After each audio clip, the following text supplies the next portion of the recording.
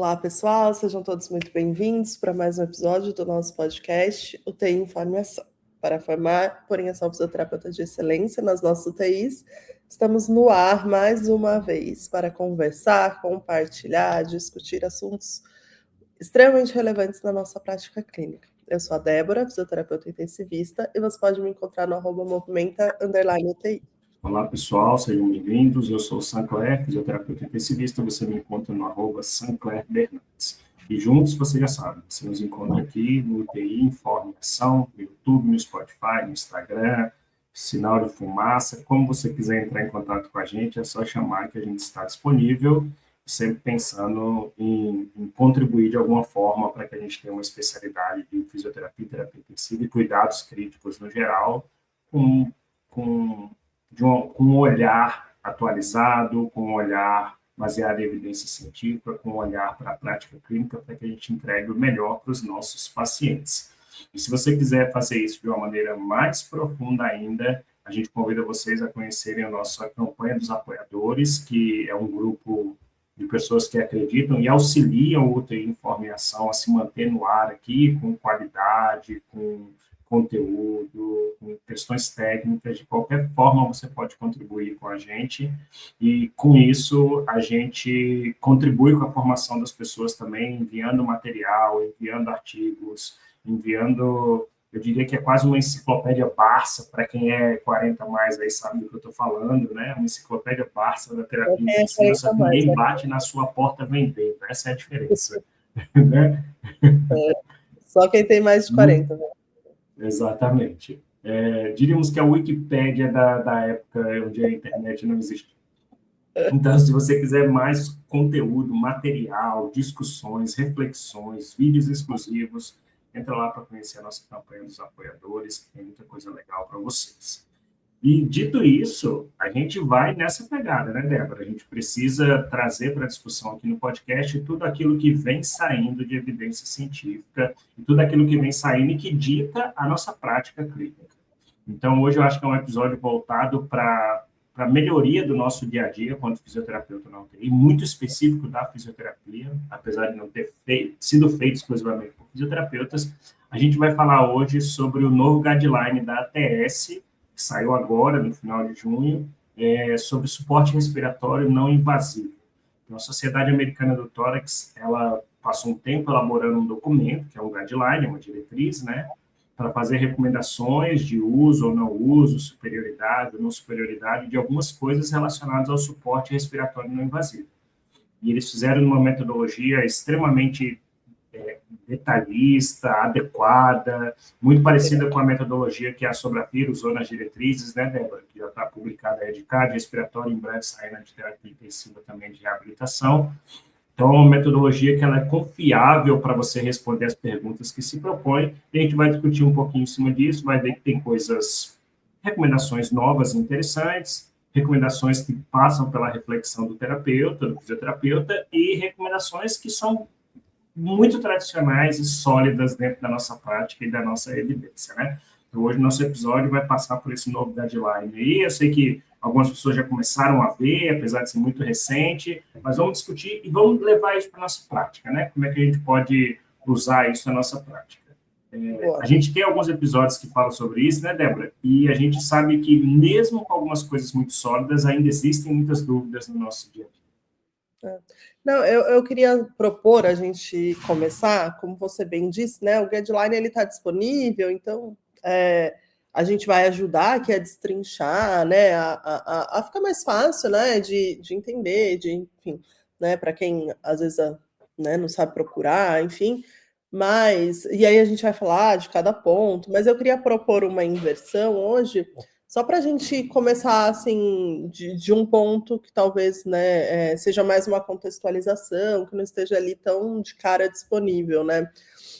Eu queria só lembrar assim que a última diretriz sobre isso, né? A última diretriz com um apanhado desses, digamos assim, né, da ATS, que foi junto com a IRS também, é de 2017, né? Então, assim, já fazia um tempo, né? Lógico que nesse meio tempo, né, de lá para cá, vários artigos foram publicados, mesmo a ATS publicou algumas coisas, mas meio que fragmentado, né, em pedaços de uma coisa ou de outra. O que estava assim sendo esperado era exatamente esse compilado, né, de coisas onde a gente pudesse ir para um lugar só, porque, de novo, nesse meio tempo saíram vários artigos muito bons, muito interessantes, né? A gente discutiu aqui alguns, né? Acho que o último que a gente discutiu foi o do catéter de alto fluxo, né? Será, né? O último ensaio clínico randomizado, né, grande? O do Sorro, né? Foi o que a gente, se eu não me Isso. engano, foi o último que a gente discutiu aqui. Então, assim, saíram coisas de grande impacto, né? E que precisavam ser compiladas, né? Como você bem disse, com uma estrutura metodológica muito importante, interessante, para a gente ter um lugar, porque assim, na beira-leito, né, Sancler, para quem está ali, é mais rápido, é mais factível, né? Você ler um guideline desse, né, e ter essa junção de informações ali, do que você, obviamente, ficar procurando por cada Todos os artigo. ensaios clínicos randomizados e etc. Então, acho que vem legal, vem num momento bom por causa disso. Acho que porque tiveram várias informações novas e acho que fazia todo sentido, né, vir isso aí. Outra coisa que eu queria comentar, e aí depois eu já passo para você começar a falar dela em si, é que eu fiquei pensando assim, o que ela trouxe de novo, né? Assim, eu tenho tido muito esse olhar assim para as coisas, sabe? O que trouxe de novo, não só em termos assim de informação bruta, sabe? Mas de visão mesmo, né? E aí, uma coisa que eu achei interessante deste guideline é que eu acho que ele deu uma mudada assim de foco. Antes a gente via os guidelines, as recomendações muito voltadas para a doença, né? Então, assim, se for. Eu lembro que, né, quando eu lá no começo da minha supervisão, né, a gente tinha o Consenso Brasileiro, por exemplo, que ele falava, né, DPOC é nível de evidência. Edema agudo. Exatamente. Não que a gente tenha perdido, né? A gente tem estudos específicos de DPOC, de edema agudo, não é isso. Mas, assim, quando a impressão que eu tive desse guideline é que ele vai muito mais para esse olhar, digamos, para fisiologia, sabe? Para um grupo, assim, né, de sinais, sintomas, enfim, do que para uma coisa específica de patologia. Não sei o que você acha, se você concorda, mas eu tive essa impressão, assim, que foi mais para uma coisa de perfil, de categorias ali, pensando em fisiologia, em objetivo terapêutico, do que propriamente para a doença, né? Porque a gente tem visto que, às vezes, a própria doença tem objetivos diferentes, tem perfis diferentes, né? Se Não sei. apresenta de maneira diferente, né? Exatamente. Não sei se você teve essa impressão também. Eu tive demais, né? Eu diria que, assim, falando como fisioterapeuta, eu acho que foi um olhar funcional e não um diagnóstico clínico. Uhum. Só para o pessoal ter uma ideia, a diretriz foi baseada em 4 perguntas. E cada pergunta tem a ver com uma questão comportamental do sistema respiratório ou uma situação contextualizada que acontece com os nossos pacientes. Então, só para o pessoal saber.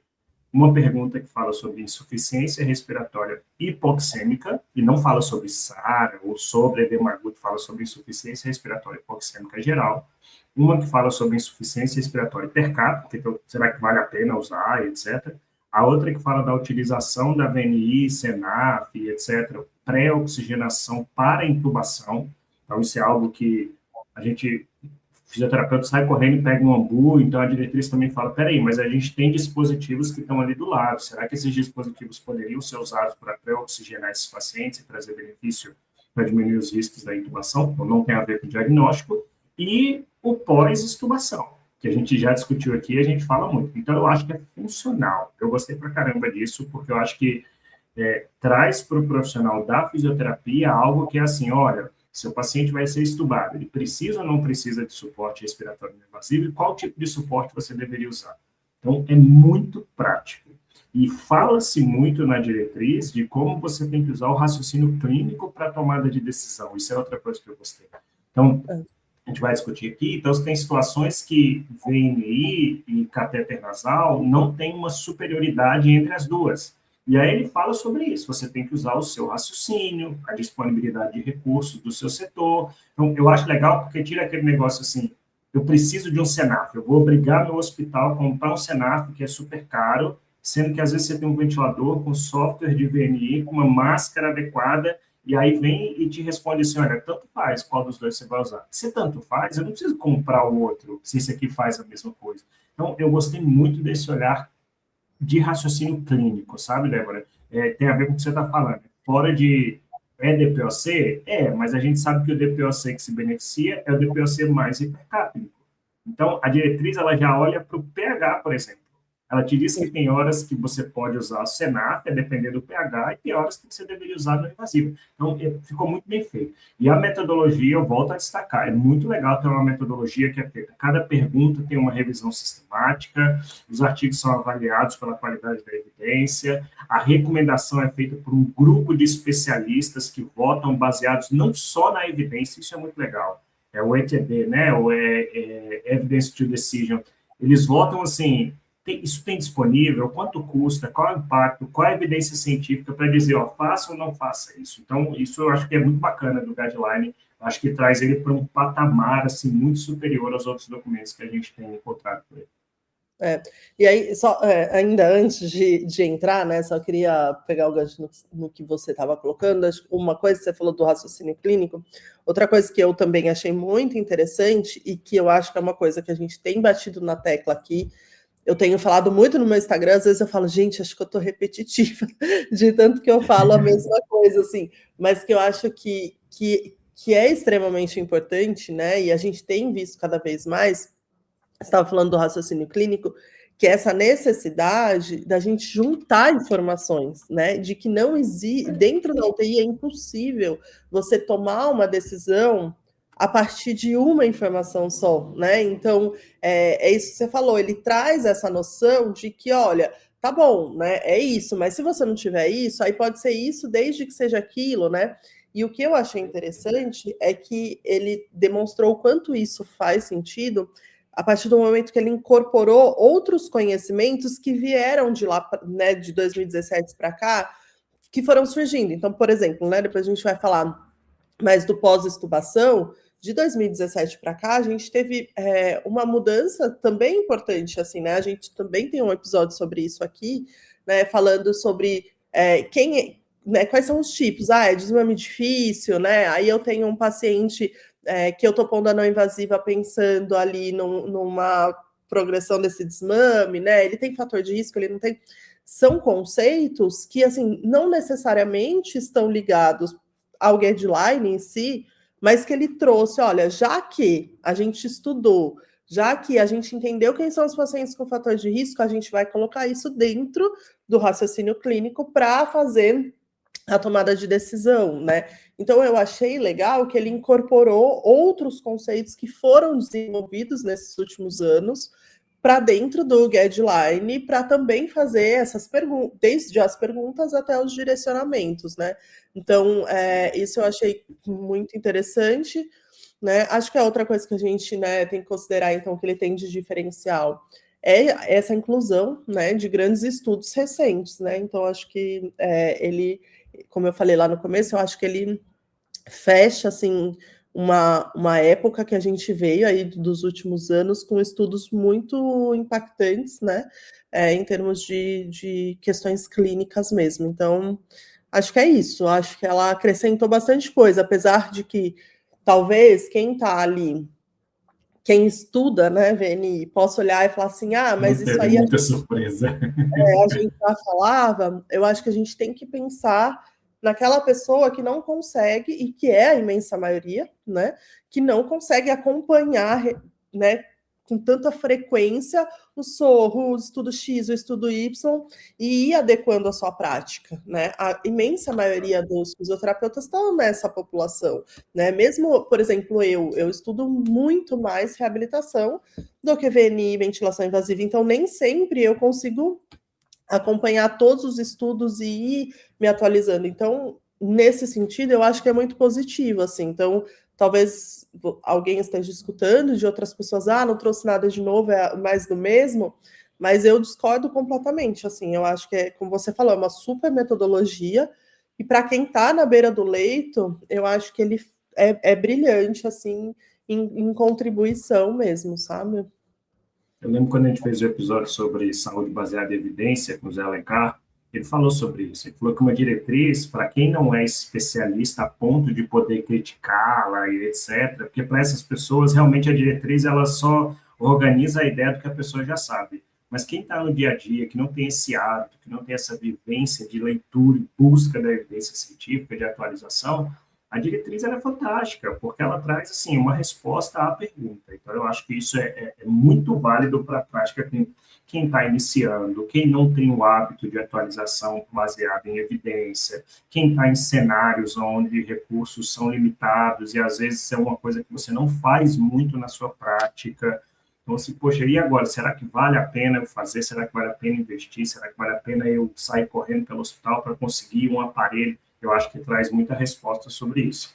E aí eu ia propor, Débora, a gente, assim, a gente passar nas 4 picos, ler a recomendação dele e a gente discute um pouco em cima de como isso impacta no nosso raciocínio. O que você acha? Pode ser? Pode ser. Então, a primeira, só para o pessoal saber, a primeira é sobre insuficiência respiratória hipoxêmica. E a pergunta é assim, a gente deveria usar catéter nasal de alto fluxo, VNI, que aí entendam 2 níveis de pressão, ou CPAP, versus oxigenoterapia convencional para pacientes com insuficiência respiratória de novo, que é aquela súbita, né, que é a inicial que aparece a primeira vez, e aí eles trazem 3 recomendações. A primeira é que recomenda-se o uso do catéter nasal de alto fluxo comparado com oxigênio convencional para pacientes adultos, tá bom? Forte recomendação, moderada certeza da evidência. Sugerem que a VNI via máscara facial ou capacete comparada à oxigenoterapia padrão, é melhor. E sugerem que também que o CPAP via com máscara facial ou capacete comparado à oxigenoterapia é melhor. Tá? E aí a certeza da evidência já é menor nessas duas, da VNI e do CPAP, e então é uma recomendação condicional. Então, por isso, ele está dizendo assim, ó, uma pessoa que tem insuficiência respiratória aguda hipoxêmica, a recomendação comparado à oxigenoterapia é usar o catéter nasal de alto fluxo. E que você pode considerar, sugere-se o uso da VNI ou do CPAP também. E aí não vamos interpretar isso de maneira equivocada. Ele está dizendo que versus oxigenoterapia convencional, o catéter nasal de alto fluxo seria a melhor terapêutica. Mas que sugere-se também os outros dois. E aí eu queria só complementar, quando a gente lê o texto, que também analisou se o catéter nasal de alto fluxo seria melhor do que a VNI ou que o CPAP. E aí tem um trabalho, que é um trabalho de não inferioridade do catéter nasal de alto fluxo. Então, ele não é inferior à VNI, mas também não é superior. Então, a gente entra na ideia de que pacientes com insuficiência respiratória hipoxêmica, qualquer tipo das 3 terapias de suporte não invasivo seriam indicados, ao invés de deixar o paciente com máscara de Venturi, máscara não reinalante, etc. Isso. Eu só queria fazer, né, como a gente tem um público diverso, né, que nos acompanha, assim, né, desde quem está começando agora até quem já está há um tempo, eu só queria fazer um parênteses aqui, só para reforçar algumas coisas para quem talvez, né, está começando agora. Acho que o que eu acho importante aqui, né, de reforçar, é que a gente está falando, então, de insuficiência respiratória hipoxêmica aguda, do tipo de novo, né, que ela é utilizada para essa expressão, né, para descrever aquela insuficiência respiratória aguda hipoxêmica, né, que, como você falou, né, que apareceu, assim, né, que não tem relação ali direta. Então, por exemplo, a gente não está falando de paciente com insuficiência cardíaca congestiva, né, a gente não está falando ali de um paciente, sei lá, com um edema agudo de pulmão, né, enfim, esse tipo de coisa. A gente está falando ali de pacientes, por exemplo, com pneumonia grave, né? Ou né, até o paciente com insuficiência cardíaca, mas que desenvolveu a pneumonia, né? Mas não a congestiva, COVID, né? Síndrome do desconforto respiratório agudo, tá? Outra coisa que eu queria falar, que eu já esqueci, peraí, deixa eu ver se eu acho aqui o que eu anotei. É que uma das coisas que ele vê de desfecho, né, é a necessidade de intubação endotraqueal, né, então esse é um desfecho. E eu acho que a mensagem é exatamente essa, assim, né? E eu ia falar no final, mas ele traz um pouco disso depois, né? Que a gente precisa prestar atenção, que a maioria dos estudos, eles são feitos em cenários econômicos muito mais favoráveis do que muitos dos nossos cenários, né? Em países desenvolvidos e tudo mais. Então, assim, gente, óbvio que é sempre bom a gente ir atrás, né, de ter um alto fluxo, né, minimamente, algumas unidades na nossa UTI, no nosso hospital, mas o fato é que se a gente não tiver, né, a gente tem recomendações para usar, por exemplo, a VNI, né? Uma máscara Então, facial simples. De exatamente. Então, VNI. assim, ele até fala assim, né, que a seleção, né, como você colocou, VNI, alto fluxo, né, até o CPAP, a seleção ela deve ser baseada nas características do paciente, mas também na experiência do operador, porque, gente, pelo amor de Deus, não adianta, né, acabou de chegar o catéter de alto fluxo no seu hospital, ninguém Você está sempre treinado. usou VNI, você sabe usar como ninguém, você vai pegar um negócio que você nunca usou e botar num paciente super hipoxêmico grave. Exatamente, ninguém sabe mexer ainda, né? Enfim, então a experiência do operador, né? O que você tem de recurso local. Então, acho que só para enfatizar esse tipo de coisa, porque o meu medo é sempre assim, sabe, Sancler, de aí chegar lá no hospital, não tem alto fluxo, e a pessoa falar, ah, mas não põe VNI porque é o alto fluxo, Alto né? fluxo é melhor. Então, a gente tem que tomar cuidado, assim. E, por outro lado, óbvio que a gente tem que lutar para ter minimamente algum deles no nosso hospital, né? Porque eu já presenciei pessoas que claramente entravam, né, nessa recomendação quando foram internadas e não receberam, né? Nenhum nem outro ficaram no catéter nasal padrão ali, e aí a gente precisa entender que a gente está, digamos, ficando em dívida, né, com essas pessoas, porque a gente tem evidência de que aí ele não é o melhor mesmo, né, de que a gente deveria minimamente conseguir oferecer para as pessoas alguma outra estratégia, né. E aí, para fechar essa pico, Débora, eu queria fazer 3 considerações. Uma está dentro do guideline e outras 2 são reflexões. A que está dentro do guideline é a seguinte: o guideline destaca muito que a monitorização, independente da escolha que você faça de suporte não invasivo, ela é importante. A gente tem episódio aqui que a gente já falou do ACOR, aí você pode usar o ROX, caso você esteja usando o SENAF, que é você ter uma avaliação se a terapia está dando certo ou não. Eles enfatizam muito que a manutenção do esforço, a chance de PSIL, isso é muito, muito ruim para o paciente. Então, não é só botar a terapia e falar, pronto, já coloquei o que o guideline mandou, mas o próprio guideline diz para você não postergar a intubação caso a sua terapia seja falha. Então, isso é uma coisa extremamente importante, a monitorização constante. Uma reflexão que eu queria fazer é tipo assim, essa escolha, ela tem que ser feita baseada muito na sua expertise e nos recursos, muito mesmo, como você colocou. Então, por exemplo, você às vezes tem o recurso de um aparelho de não invasiva daqueles pequenininhos, que se faz CPAP noturno, e você não tem uma VNI no software dentro do seu ventilador de UTI. E aí você vai falar assim, não, mas eu vou fazer VNI. Só que se é um paciente que está ali com desconforto associado à hipoxemia e tal, talvez aquele aparelho não dê conta, a gente sabe disso na prática. Então, tem que tomar um pouco de cuidado na escolha da intervenção, baseado naquilo que você também tem que ter o seu feeling profissional, e isso entra dentro dessa parte da expertise, né? Então, isso é uma coisa. E outra é que as evidências também já mostram que os pacientes muito hipoxêmicos, eles têm menor resposta à terapia de suporte não invasivo. Então, tome cuidado na hora da escolha, a seleção do paciente. Ah, é hipoxemia, eu vou fazer como o guideline manda. Ok, mas a sua monitorização tem que ser mais redobrada, né? Porque se você fizer isso com um paciente muito hipoxêmico, SARA grave, etc., a gente sabe que as chances de fracasso são maiores. Então, você tem que ter, não estou falando para não fazer, estou falando para ter uma atenção maior, né? Colocar isso do ponto de vista prático. Mas é o que a gente falou lá no começo, né? É juntar informações, né? Não é simplesmente também falar, o guideline falou que qualquer paciente que chegar na minha UTI com insuficiência respiratória hipoxêmica aguda, eu vou colocar o alto fluxo. E aí pronto, colocar, né? Igual você falou, não, é juntar informações. Você colocou por causa disso, por causa daquilo, porque você entendeu isso, aquilo, aí você vai monitorar por aqui, quando não der aqui, você vai mudar para lá, né? Então, assim, também não dá, né, para a gente... É como se ele fosse um ponto de partida e uma base de sustentação, né, para o nosso raciocínio, mas o raciocínio não para ali, né? Perfeito.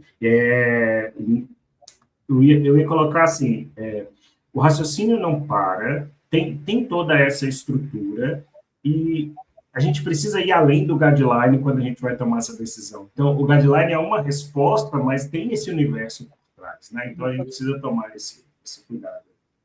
Bom, vamos seguir, e aí o guideline traz uma segunda pergunta, né? No mesmo caminho, a pergunta é a mesma, ele muda só o cenário.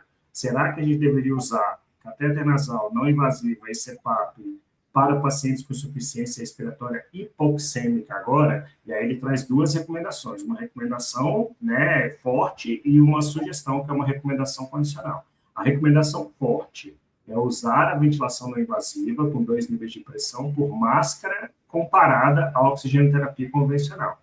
E o que se recomenda? Usar o catéter nasal de alto fluxo como uma alternativa à VNI comparado à terapia de oxigênio convencional. E aí ele coloca uma coisa muito interessante. Para quem que eu deveria, talvez, usar o catéter nasal de alto fluxo como uma alternativa para VNI? Para aqueles pacientes que não são tão hipercápnicos, ou seja, a acidemia não é tão considerável. Ele coloca um pH acima de 7,25. Então, ele traz a ideia assim, pacientes que são hipercápnicos, que estão acumulando CO2, que têm acidose, a gente tem que dar suporte não invasivo ao invés de dar oxigenoterapia convencional. Não é o CPAP, porque o CPAP a gente sabe que não aumenta a ventilação, então o CPAP é descartado. A gente fica com VNI ou catéter nasal de alto fluxo. Se o seu paciente foi hipercápnico a ponto de ter um pH abaixo de 7,25, a gente está falando da VNI com 2 níveis de pressão, recomendação forte, tá? Isso nunca foi diferente, sempre foi assim, né? Pense nisso, você precisa ventilar mais o paciente. Agora, se a acidose não for tão importante, o pH for acima de 7,25, o catéter nasal de alto fluxo pode ser uma alternativa. Não é que você tenha que ter para esse paciente, não. Ele pode ser uma alternativa. E aí, só por que ele ajuda? Porque ele lava o espaço morto, né, desses indivíduos, e o fluxo é muito alto, então ajuda um pouquinho os pacientes nesse processo de ventilação e redução do gás carbônico, mas principalmente por causa do fluxo alto, lavar o espaço morto. Então, a gente tem duas opções aí, sendo que uma é só a solidificação da evidência científica que para o paciente hipercápnico, e aí entra o DPOC, que a gente sempre falou tanto no uso da VNI. E aí, só para né, enfatizar, então, que ele traz, né, que a possibilidade, a recomendação da possibilidade do alto fluxo, né, desde que com pH maior que 7,25, ela está meio condicionada ali, né, a você ter uma disponibilidade de monitorização muito próxima do paciente, né? Então, assim... de ter a VNI disponível também de stand-by. É a próxima que eu ia falar. Então, assim, agora pensando assim na minha cabeça no cenário clínico, é assim, se você está no seu plantão e você não vai conseguir acompanhar aquele paciente, não é uma boa, né? Porque o alto fluxo, ele tem uma recomendação condicional, diferente da não invasiva, né? Que a recomendação é forte, e precisa... Não que a não invasiva não precise, né? Porque a gente bate nessa tecla aqui, né? Não invasiva é estar do lado do paciente o tempo todo também, mas o alto fluxo mais ainda. Se você não vai conseguir monitorizar esse paciente de uma forma próxima, se você não tem como escalonar de forma rápida, né, esse paciente, né, em termos de auxílio respiratório, também talvez não seja uma boa o catéter nasal de alto fluxo, né? Então, tomar muito cuidado, porque às vezes o pessoal só lê a primeira parte, né? Falando, pode usar, né? E aí então é igual, a quem sabe até melhor. Mas aí eu uso em um cenário desfavorável a essa recomendação condicional, né? Então, tomar muito cuidado com isso, assim. Acho interessante, porque antigamente a gente só tinha a opção, basicamente, né, da VNI, como a gente brincou lá na época do consenso, né, brasileiro, onde a gente falava, DPOC, hipercap, VNI, né, então acho que é interessante a gente expandir as nossas possibilidades, né, Às vezes você está em algum lugar que você até tem VNI, mas de repente vai demorar para chegar, e o catéter de alto fluxo está ali mais fácil, enfim, né? Então, acho que é legal a gente ter mais de uma possibilidade, mas a gente tem que se atentar ao fato de que essa nova possibilidade, ela não é tão não segura, mas não tão sabe, ela está relacionada a outras coisas, né? A você ter outra interface, a você ter uma proximidade, né, importante com o paciente para poder avaliar, né? Não dá para pôr e largar lá o alto fluxo achando que né, vai dar certo, né?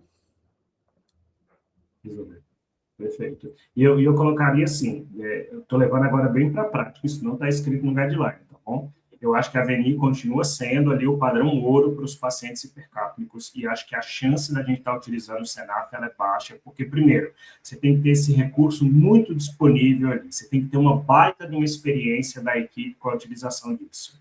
E se você pensar que o paciente chega, você tem lá o ventilador, você tem a máscara, é muito mais prático de você colocar isso, acredito que esse manejo vai ser muito mais fácil de ser feito ali. O que o guideline traz é assim, ó, existe essa alternativa. Então, vamos supor que seu paciente chegou e aí você, até isso pode sair um pouquinho da UTI, a gente pode ir para o pronto-socorro, a gente pode tomar uma descompensação no andar, numa semi-intensiva, você tem um catéter nasal de alto fluxo, ele não é tão acidótico, eu acho que talvez seja o caminho.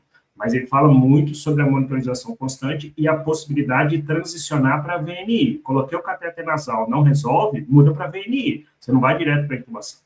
E às vezes até aquele paciente, né, agora me vem na cabeça, né, que várias vezes a gente encara aquele paciente que ele fala, eu acho que eu não me dou bem, eu já fiz alguma vez, eu não queria muito fazer VNI, né, e de repente é uma alternativa, você pode falar, tá bom, então a gente vai tentar o alto fluxo, porque o pH dele tá maior que 7,25, mas, olha, eu vou tentar com o senhor, a gente vai pôr, porque existe ali um espaço para, né, se o paciente está relutante a fazer VNI, mas se não der certo, o senhor precisa saber que a gente vai precisar evoluir para uma VNI, por exemplo. Então, acho que esse é outro cenário também, né? Vira e mexe tem aquele paciente que, né, tá naquela coisa de tipo, não quero, não é tão fácil, né?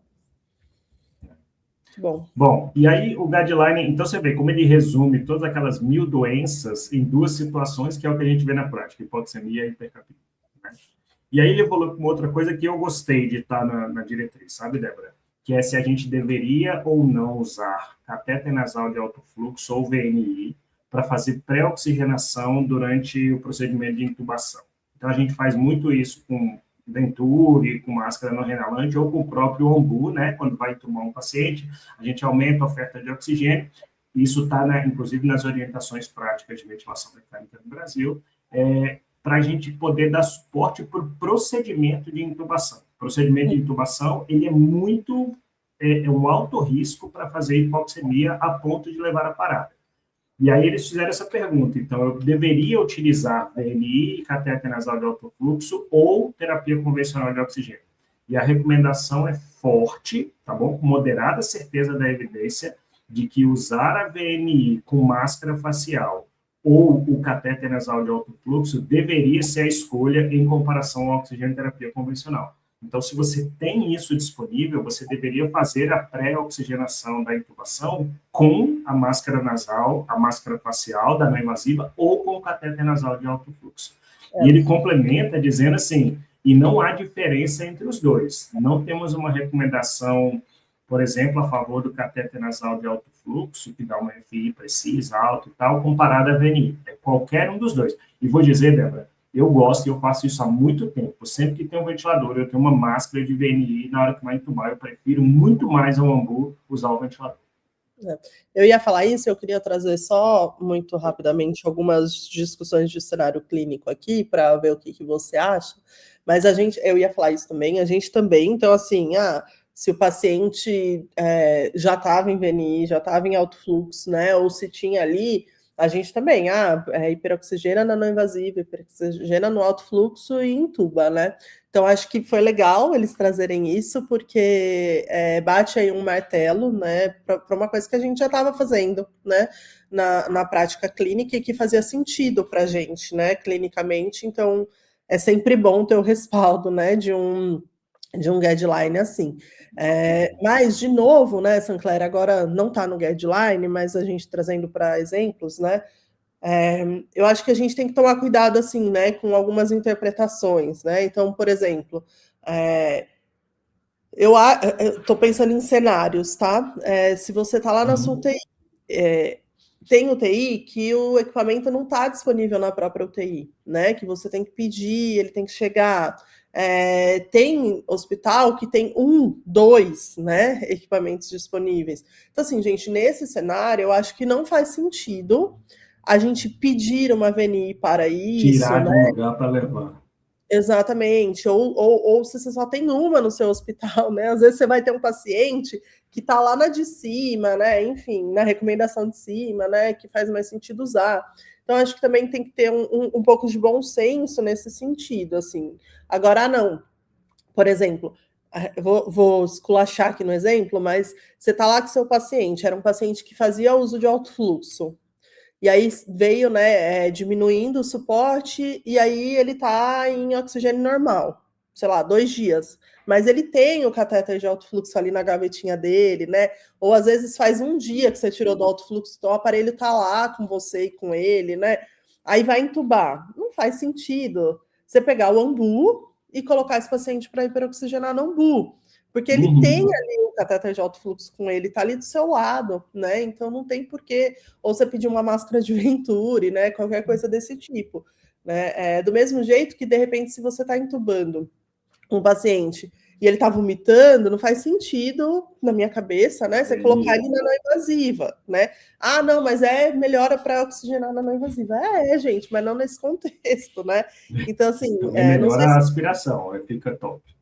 Então, não sei se você concorda, mas assim, é só tomar cuidado para também não achar assim, que a gente precisa seguir isso em todos os cenários, né? Porque, na minha opinião, vão existir cenários onde não faz muito sentido por disponibilidade, por custo, né? Pela clínica logística do momento, urgência, né, Débora? Se o paciente parou de repente, não, gente, ele parou, mas espera aí que eu vou lá buscar um circuito do catéter nasal. Não faz o menor sentido.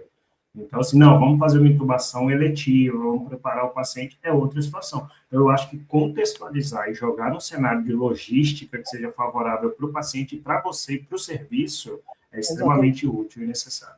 Eu gosto muito de levar as coisas, quando elas têm recomendações, assim, tipo, tanto faz usar um ou outro, eu gosto muito de ir para a prática, para você oferecer a terapêutica mais rápido, para você alcançar o que você precisa de uma maneira mais objetiva. E aí, nesse contexto, mais uma vez, aqui não é o guideline, abre parênteses, é a minha opinião, eu gosto muito da VNI, porque a VNI, você também consegue ventilar o paciente. Então, vamos supor que vai fazer uma intubação. E aí, numa primeira intubação, não se consegue intubar o paciente, você vai precisar oxigenar e ventilar o paciente, que você faria com o ambu. No Senaf, você não faz. Você precisaria transicionar. Então, assim, se não tiver lá disponível já, eu prefiro ir para a VNI, aí você pode usar até a máscara do ambu se você fizer uma vedação adequada. Então, eu gosto muito da VNI para o procedimento pré-intubação, porque eu acho que ela oxigena bem, e aí o guideline traz isso, e acho que ela pode te dar um suporte ventilatório caso seu paciente tenha supressão do drive, etc. e tal.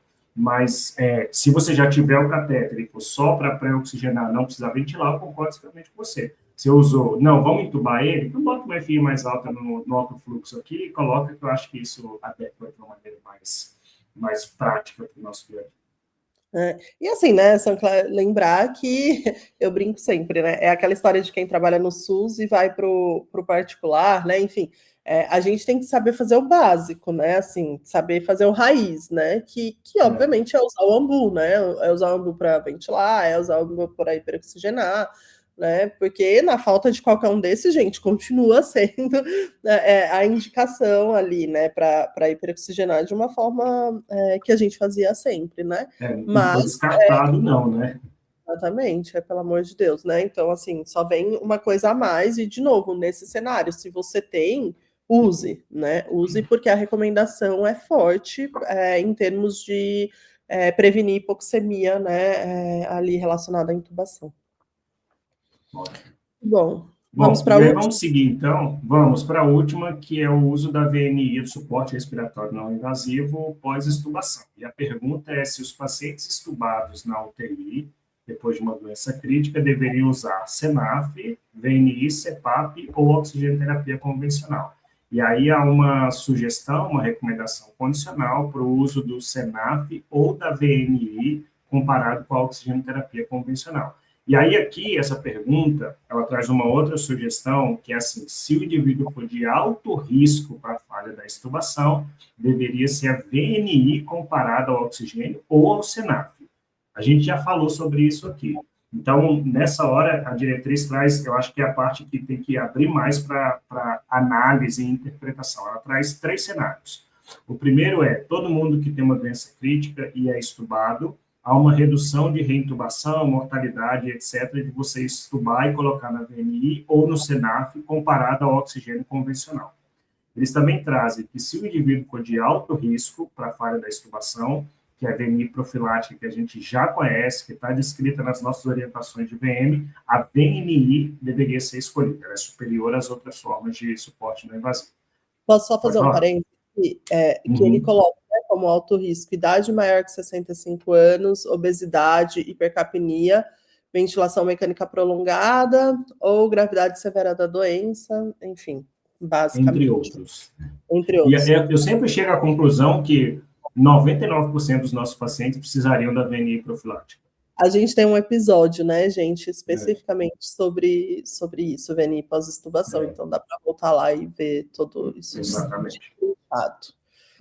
Eu acho que quase todo mundo entra nesse grupo aí, mais de 65 anos, obeso, VM prolongada, gravidade, etc. Então, por isso que eu acho que a maioria entra.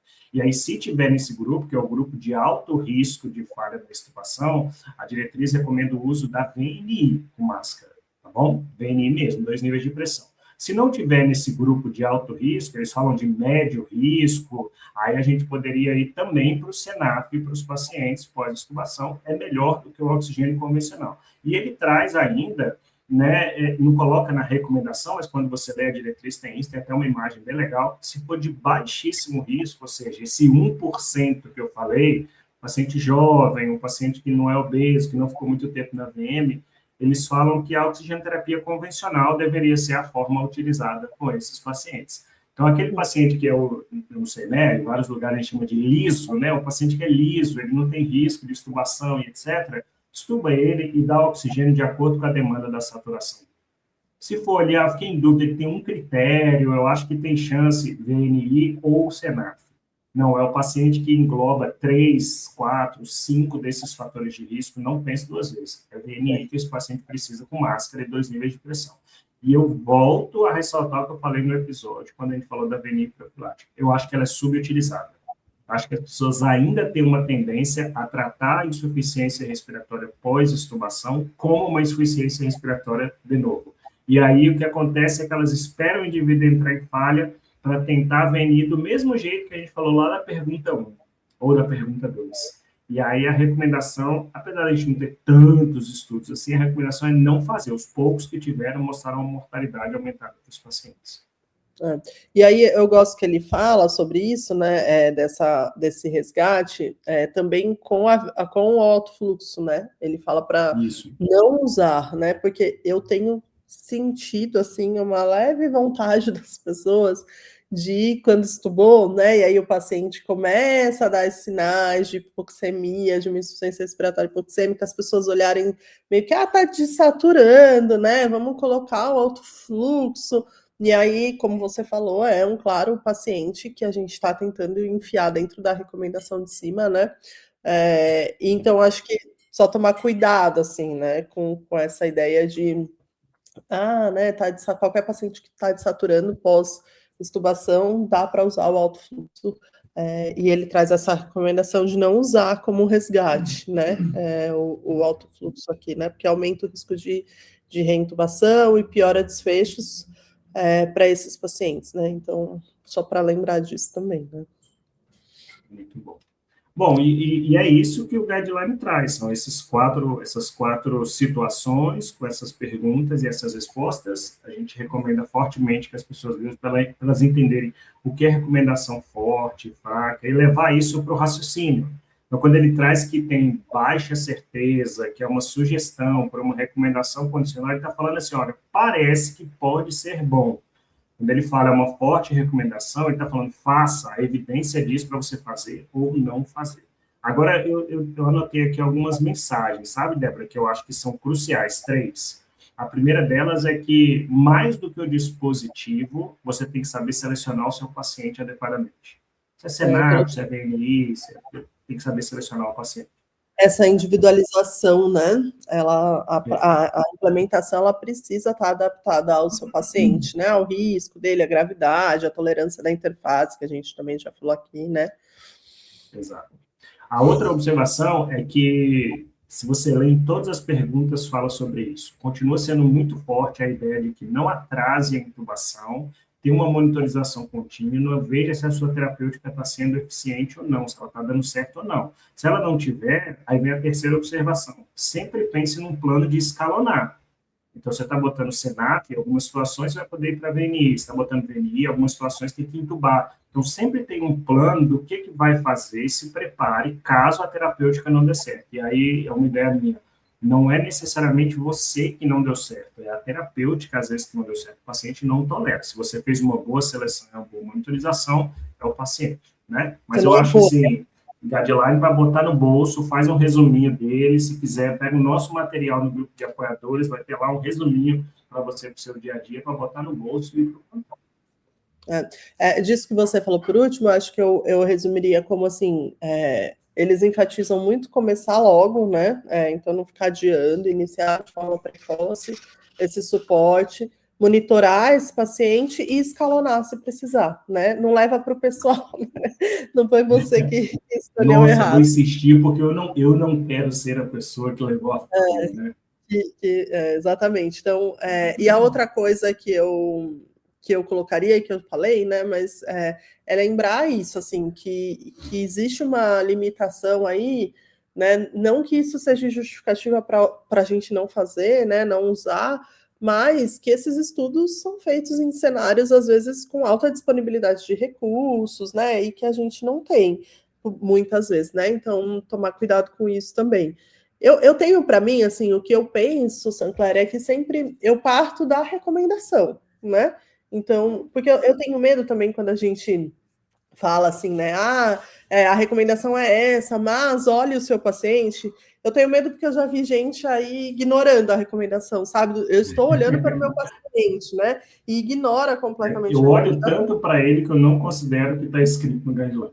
Exatamente. Então, acho que a gente tem que partir disso, né? O guideline existe para isso. A gente parte dessa recomendação e aí, a partir dela, a gente pode individualizar, né? Então, assim, dando um exemplo muito grosseiro, mas assim, eu estou com meu paciente ali, eu olho para aquele paciente e eu falo, olha, eu entendo que o guideline recomendaria para esse paciente tal coisa, mas por causa disso ou disso, eu vou individualizar para cá ou para lá, né? Mas entende que eu parti do raciocínio ali do guideline, né? Porque senão eu tenho a sensação também que as pessoas usam o individualizar, já falei isso aqui, né? Para tomar suas próprias decisões da cabeça delas, assim, né? Então, tomar cuidado com isso também. Tá bom? Acho que é isso, né? Deixa eu ver, acho que eu não tinha mais nada para dizer. Acho que é isso. Eu quero acho que a dica é ler o guideline, pessoal.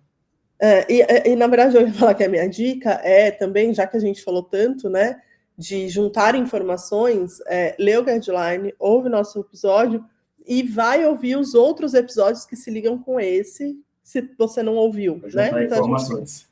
A gente tem episódio falando, né, dessa questão dos critérios de VNI pós-extubação, né? Nesse episódio a gente destrinchou, bem destrinchado, esse assunto, né? A gente tem catéter de alto fluxo, a gente tem alguns episódios que destrincharam alguns artigos que foram usados para o guideline, como por exemplo do Sorro, né?